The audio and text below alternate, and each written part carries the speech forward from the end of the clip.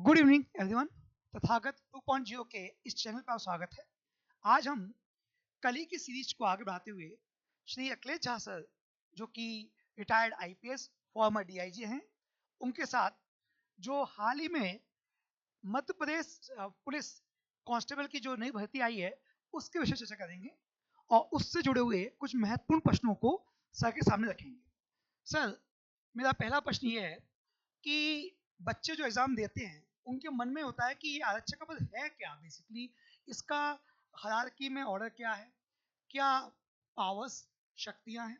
तो मैं चाहता हूं कि आप बच्चों को थोड़ा डिटेल बताएं ताकि जो बच्चे एग्जाम दे रहे हैं उनको हम और ज़्यादा मोटिवेट कर पाए इस एग्जाम को लेकर। आरक्षक का पद पुलिस डिपार्टमेंट में सबसे निचले पद क्रम का पद है। पहले के ज़माने में आरक्षकों को उतनी सुविधाएं नहीं मिलती थी, आजकल उन्हें काफ़ी सुविधाएं मिल रही हैं। दूसरी बात यह है कि आरक्षक क्लास 3 के एम्प्लॉई हैं।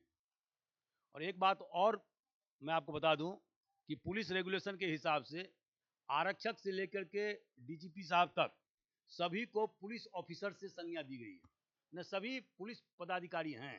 तो यह एक बहुत ही सम्मानित पद है।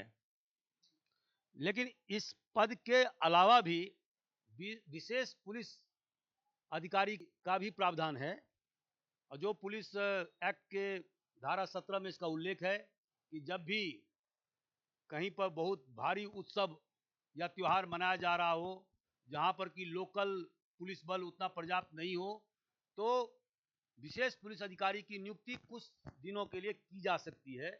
और ऐसी परिस्थिति में उन्हें वही अधिकार प्राप्त होंगे जो एक अन्य पुलिस अधिकारी को प्राप्त होते हैं।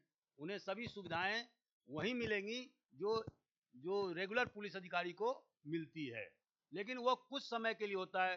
जैसे मान लीजिए कहीं पर दंगा भड़क गया, या जो सामान्य जो लोकल पुलिस है वो उसको कंट्रोल नहीं कर पा रही है, या बहुत बड़ा जलसा कहीं होने वाला है, वहाँ की लोकल पुलिस उसकी व्यवस्था नहीं कर पा रही है। जैसे यहाँ पर आप देखेंगे कि इंदौर में गणेश उत्सव के समय में जो जुलूस निकलता है अंतिम दिन, तो बहुत भारी भीड़ जमा होता है। उस समय में विशेष पुलिस अधिकारी की नियुक्ति कुछ दिनों के लिए की जाती है। सर, बच्चों के मन में एक और बहुत महत्वपूर्ण प्रश्न है कि जो इस पद पे नियुक्त होंगे उनके प्रमोशन पदोन्नति की संभावना किस पद तक है, वो किस पद तक ऊपर बढ़ सकते हैं भविष्य में यदि उनका ट्रैक रिकॉर्ड अच्छा रहा तो। आजकल प्रमोशन की सुविधाएं बहुत ही बेहतर हो गई है। अगर एक आरक्षक नियुक्ति के पश्चात अपने कैरियर को बेदाग रखता है, बेहतर ढंग से अपने कार्यों को संपादन करता है, वरिष्ठ अधिकारियों के आदेश का तत्परतापूर्वक पालन करता है, किसी प्रकार की शिकवा शिकायत नहीं होने देता है, तो वह अपने कैरियर के अंतिम पड़ाव पर इंस्पेक्टर अर्थात निरीक्षक तक जा सकता है। आजकल हम लोग देखते हैं जैसे देश में कई जगह हिंसा घटनाएं बढ़ी हैं, तो बीट कांस्टेबल नामक एक शब्द बार बार आता है कि बीट कांस्टेबल पद्धति भारत में कमजोर हुई है। क्या है बीट कांस्टेबल? क्या यही आरक्षक का ही कुछ कर्तव्य विशेष है कि क्या दायित्व होता है बीट कांस्टेबल का, और किसी स्थानीय इलाके में बीट कांस्टेबल की क्या भूमिका होती है? देखिए विश्वास जी, आप जानते होंगे कि एक जिला पुलिस का जिला होता है, उसके जो ऊपर सबसे जो वरिष्ठ अधिकारी होता है उसको पुलिस अधीक्षक कहते हैं। जहाँ पर कि पुलिस कमिश्नरी सिस्टम होता है, वहाँ पर डीसीपी जो है वो उस एरिया का प्रभारी रहता है। जहाँ तक आरक्षक का ताल्लुक है, तो आप देखेंगे कि प्रत्येक जिला विभिन्न थानों में विभाजित है, और उस थाने का जो मुखिया होता है उसको थाना प्रभारी कहते हैं। वह इंस्पेक्टर रैंक का या सब इंस्पेक्टर रैंक का अधिकारी होता है। और प्रत्येक थाने को अलग अलग बीट में, जैसे देहाती क्षेत्र को बीट में विभाजित करते हैं और शहरी क्षेत्र को मोहल्ले में विभाजित करते हैं। एक बीट में शहरी क्षेत्र में 4, 5, 6 मोहल्ला हो सकते हैं। उसी तरह से एक बीट में देहाती क्षेत्र में 8, 10 गांव हो सकते हैं। वो डिपेंड करता है कि एक थाने में कितने ज़्यादा गांव की संख्या है। और जब बीट बनाया जाता है तो बीट प्रभारी एक हवलदार होता है, प्रधान आरक्षक रैंक का अधिकारी होता है, और उसके मातहत 2 या 3 आरक्षक होते हैं। और इनका काम है कि उस बीट क्षेत्र के जितने भी लोग हैं, कुछ सम्मानित लोग हैं, उनकी भी जानकारी उन्हें होना चाहिए। जो बदमाश किस्म के लोग हैं, उनकी जानकारी होना चाहिए। कौन कौन हिस्ट्री सीटर है, मतलब निगरानी शुदा बदमाश है, उनको किस किस पर विशेष निगाह रखनी है, उनका मूवमेंट देखना है, उनका साथीदारान कौन कौन है, ये सारी जानकारी बीट के आरक्षक और प्रधान आरक्षक रखते हैं। और जब भी कोई वारदात होती है तो बीट के आरक्षक और प्रधान आरक्षक विवेचक को अपनी जानकारी से उनको अवगत कराते हैं और इससे अपराध अनुसंधान में सहूलियत मिलती है। अपराध का पतासाजी आसानी से हो पाता है। सर एक प्रश्न और बच्चों का है कि इस पद के साथ क्या-क्या सुविधाएँ उनको मिलेंगी भविष्य में, उनको उनके परिवार को? जैसे रहने के लिए घर आदि या इंश्योरेंस या मेडिकल सुविधा? थोड़ा इस पे प्रकाश डालें। विश्वास जी, आजकल आरक्षक का वेतनमान बहुत ही बढ़िया हो गया है। अगर किसी उम्मीदवार की तैनाती आरक्षक के पद पर होती है तो उन्हें शुरुआत से ही करीब डीए वगैरह मिला करके 30-32 हजार तनख्वाह मिलना शुरू हो जाता है। उसके अलावा उसने रेंट फ्री हाउस, मतलब जो किसी प्रकार के रेंट से मुक्त हाउस दिया जाता है, मकान दिए जाते हैं, मेडिकल सुविधाएं दी जाती हैं। इसके अलावा पुलिस डिपार्टमेंट में नॉन गजेटेड अफसर तक और राजपत्रित अधिकारी तक, जिसमें कि इंस्पेक्टर, सब इंस्पेक्टर से लेकर के आरक्षक तक आते हैं, उन्हें 15 दिन का विशेष अवकाश मिलता है जो दूसरे डिपार्टमेंट में नहीं मिलता है। इसके अलावा उन्हें 16 दिन का सीएल मिलता है जिसको कैजुअल आकस्मिक अवकाश कहते हैं। इसके अलावा उन्हें स्पेशल डिजेबिलिटी अलाउंस मिलता है। अगर मान लीजिए कर्तव्य के दौरान कोई आरक्षक, प्रधान आरक्षक या कोई पुलिसकर्मी जख्मी हो गया है तो जब तक वो मेडिकली दुरुस्त नहीं हो जाएगा तब तक उसको लगातार तनख्वाह मिलते रहेंगे, उनके तनख्वाह में कोई कटौती नहीं की जाएगी। ये सुविधाएं हैं। इसके अलावा अगर कोई महिला पुलिस को प्रसव के दौरान उन्हें 6 महीना का मैटरनिटी लीव मिलता है। इसके अतिरिक्त पुरुष को भी पितृत्व अवकाश मिलता है, पैटर्निटी लीव उसको बोलते हैं, जब जो जिसकी म्याद 15 दिन की होती है। इसके अतिरिक्त जब तक बच्चा 18 साल का नहीं हो जाए, महिला पुलिसकर्मी को 2 साल तक के लिए चाइल्ड केयर लीव का प्रावधान है, जिसको कि वो टुकड़ों टुकड़ों में ले सकती हैं। तो ये सारी बहुत सारी सुविधाएं आजकल पुलिस डिपार्टमेंट में दी जा रही है। तो एक और चीज़ थी अभी तक जो हमने बात करी वो सब अच्छी-अच्छी बात करी। बट इस पद के साथ कुछ चुनौतियाँ भी दिखती हैं। कई लोग बोलते हैं कि काम की अधिकता, इसके अलावा आपके जो वेतनमान आदि को लेके, तो क्या-क्या चुनौतियाँ आपको लगती हैं कि जो वर्तमान में पुलिसिंग में कांस्टेबल पद के जो कर्मचारी उनको रहती है चुनौतियाँ? थोड़ा इस पर प्रकाश। अच्छा, मैंने जो सुविधाओं के बारे में बताया आपको, उसमें एक और सुविधा है अनुकंपा नियुक्ति। अगर मान लीजिए कि कर्तव्य के दौरान किसी पुलिस अधिकारी की सेवा में रहते हुए मौत हो गई है तो उनकी पत्नी को या उनके बच्चे जो 18 साल से ऊपर के हैं उनको अनुकंपा नियुक्ति का प्रावधान है। ये सारे सुविधाओं के बारे में मैंने आपको बता दिया। जहां तक चुनौतियों का सवाल है तो पुलिस डिपार्टमेंट में स्पष्ट रूप से ये कहा गया है कि police officer is always on duty, माने पुलिस अधिकारी हमेशा कर्तव्य पर रहता है। अर्थात अगर मान लीजिए एक पुलिस अधिकारी सुबह 10 बजे ड्यूटी पर गया, शाम के 7 बजे आया और उसके 1 घंटे के बाद में कंट्रोल रूम से जानकारी मिली कि अमुक जगह दंगा फैल गया है, तो और आपको सूचना दी गई तो आप तत्काल वहां पहुंचेंगे। आप ये नहीं कह सकते हैं मैं तो 11 घंटे काम करके आया हूं, अभी मैं कैसे जाऊंगा, ये नहीं चलेगा। तो पुलिस अधिकारी का जो काम है वो थोड़ा कठिन है और दूसरे विभाग के अधिकारी और कर्मचारी से भी भिन्न है, क्योंकि पुलिस अधिकारी कर्मचारी हमेशा ड्यूटी पर माना जाता है धारा 22 पुलिस एक्ट के हिसाब से।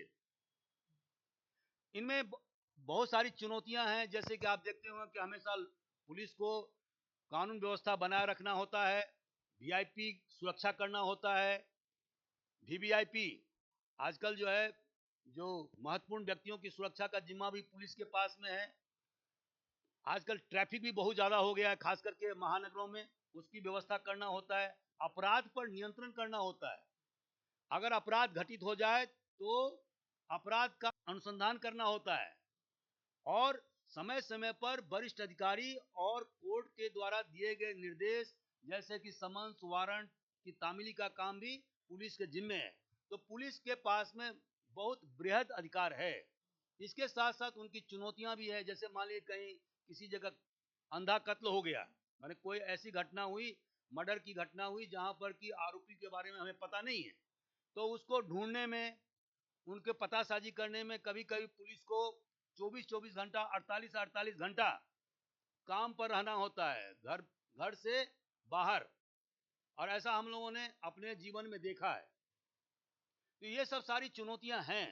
लेकिन जब पुलिस अधिकारियों को समय समय पर प्रशिक्षित किया जाता है तो उनमें वो निपुणता आ ही जाती है, और इस आधार पर, अपने एक्सपर्टीज के आधार पर, वो जितनी भी समस्याएं उनके सामने आती है उसको हल करने में वो कामयाब होते हैं। सर, कई बार सुप्रीम कोर्ट जजमेंट में और कई जगह हमने देखा कि ये कहा गया कि समाज में पुलिस की छवि को बदलने में कांस्टेबल की भी उतनी भूमिका है जितनी कि वरिष्ठ अधिकारियों की। ऐसा कई लोग बोलते भी हैं। क्या आप इस बात सहमत हैं? और हैं तो कैसे? देखिए, पुलिस पुलिस विभाग में आरक्षक और प्रधान आरक्षक ऐसे पद हैं जो जमीनी स्तर पर काम करते हैं। जैसा कि मैंने आपको अभी बताया कि प्रत्येक थाना बीट में या मोहल्ले में विभाजित होता है। अब उस बीट का पूरी जानकारी रखना कि कौन गुंडा बदमाश है, कौन प्रतिष्ठित व्यक्ति है, कौन भ्रष्टाचारी है, किसके पास में रुपये का, पैसे का ज्यादा आमद हो रहा है, किसका गलत गलत लोगों के साथ में उठना बैठना है, ये बहुत ही ज्यादा, आप इसको आसूचना भी कह सकते हैं, ये इकट्ठा करने का जिम्मा किसके पास में है? आरक्षक और प्रधान आरक्षक का। लेकिन इसमें सबसे बड़ी बात है कि आपको, मैंने पुलिस विभाग के जो ये दोनों पद हैं, और इवन इवन आप सब इंस्पेक्टर तक ले लीजिए, तो उनका काम है कि उनके साथ रहना, उनके जानकारी मुहैया करना, लेकिन उनके साथ संलिप्त नहीं होना। ये सबसे बड़ी जिम्मेवारी है। एक पुलिस अधिकारी को तो चोर बदमाश से ही जानकारी मिलेगा, लेकिन वो उनके साथ मिल करके भानगरी, मतलब लेन देन का काम ना करें, पैसे का खरीद का काम नहीं करें, और झूठे मामले में किसी सही व्यक्ति को ना फंसाएं। यह पुलिस के लिए सबसे बड़ी चुनौती है। और इसी मामले में कुछ पुलिस वाले फंस भी जाते हैं, कुछ पैसे के लोभ लालच में। तो ऐसा देखा गया है। लेकिन अमूमन 90% से अधिक जो पुलिसकर्मी हैं वो बेदाग रहते हैं, वो अपना काम बेहतरीन ढंग से करते हैं, वो सूचना मुहैया करते हैं और अपने वरिष्ठ अधिकारी को जानकारी देते हैं। और इससे उनकी जो भूमिका है वो पुलिस विभाग के कार्यप्रणाली को बेहतर बनाने में सबसे बड़ी भूमिका उन्हीं की है। सर, एक प्रश्न और कि हम देखते हैं कि पिछले कुछ समय पहले मध्य प्रदेश में वरिष्ठ अधिकारियों ने अपने कर्मचारियों को या अपने निचले दर्जे के अधिकारियों को आदेश दिया कि सोशल मीडिया से दूरी बनाइए, आप लोग रील आदि मत बना के डालिए, और कई लोगों के ऊपर कार्रवाई भी की गई। तो पुलिस डिपार्टमेंट को ऐसा क्यों रोकते हैं? बाकी डिपार्टमेंट में तो लोग कर रहे हैं, वहां पे इतना ना चर्चा का कोई विषय है ना कोई रोकथाम का। पुलिस के मामला संवेदनशील क्यों आता है? देखिए विश्वास जी, पुलिस विभाग का जो काम है वो जनता से सीधे सरोकार का विभाग है ये, और जनता के सुरक्षा संरक्षा का पूरा जिम्मा पुलिस विभाग पर है। दूसरी बात यह है कि पुलिस विभाग में आप अगर पुलिस एक्ट की धारा 20 को देखेंगे तो उसमें स्पष्ट रूप से कहा गया है कि पुलिस विभाग के अधिकारी कर्मचारी केवल पुलिस का काम करेंगे। अगर आप धारा 10 में देखेंगे तो उसमें लिखा हुआ है कि पुलिस अधिकारी कोई वाणिज्य व्यवसाय नहीं करेंगे, किसी प्रकार का कोई लेन देन किसी आम जनता के साथ में नहीं करेंगे। ये सारे चीज इसलिए बताए गए हैं ताकि पुलिस का जो काम है वो लिमिटेड हो, जो उसको काम दिया गया है धारा 23 के तहत में उसी पर वो फोकस करे। अगर वो दूसरे कामों में व्यस्त होगा, अगर सोशल मीडिया पर एक्टिव होगा, तो अपना काम नहीं कर पाएगा, क्योंकि उसके पास बहुत जबरदस्त जिम्मेवारी है, चुनौती है। समाज बहुत तेजी से प्रगति के पथ पर चल रहा है, समाज बहुत ज्यादा कॉम्प्लेक्स होता जा रहा है। हमारे यहाँ शहरीकरण की प्रक्रिया तेजी से बढ़ रही है और उसमें पुलिस की भूमिका भी बढ़ती जा रही है। ऐसी परिस्थिति में अगर कोई पुलिसकर्मी सोशल मीडिया में अनावश्यक रूप से व्यस्त होता है, तो इसका मतलब है कि वो अपने काम को सही ढंग से अंजाम नहीं दे पा रहा है। कुछ लोग यूट्यूब भी चला रहे हैं, कुछ लोग वर्दी पहन करके क्लास का भी संचालन कर रहे हैं, वो सब गलत बात है। आपको इसके लिए अपने विभाग प्रमुख से अनुमति लेना होगा, तभी ये सब काम आप कर सकते हैं। अन्यथा आपको पुलिस सेवा शर्त जो पैरा 64 है पुलिस रेगुलेशन का, उसके तहत में आपके खिलाफ विभागीय जांच संस्थित की जा सकती है और आपके खिलाफ कार्रवाई की जा सकती है, क्योंकि पुलिस विभाग एक अनुशासित विभाग है। तो डियर स्टूडेंट्स, जैसा कि आज का हमारा सेशन रहा, हमने कोशिश करी है कि आपके सारे प्रश्न को लिए और सर ने सभी प्रश्नों को आपको उत्तर दिया। मुझे आशा है कि इस सेशन से आप आगामी परीक्षा के लिए बहुत मोटिवेट होंगे और पूरी मेहनत और लगन के साथ परीक्षा देंगे। और इन्हीं शुभकामनाओं के साथ आज का हम सेशन खत्म करते हैं। अगले सेशन को हम वापस शुरू करेंगे और आपका यदि कोई विचार है या आप चाहते हैं किसी स्पेशल टॉपिक पर बात करें, तो नीचे हमें आप कमेंट बॉक्स में आके कमेंट करें, बताएं। हम कोशिश करेंगे जल्द ही उन सब सेशंस को पूरा करें। और भी एक्सपर्ट्स हमारे सेशन में आएंगे जल्द ही, कई और हम लोगों को बुलाने वाले हैं आपके लिए। आशा है कि ये सेशन आपके लिए बहुत फायदेमंद होगा। धन्यवाद।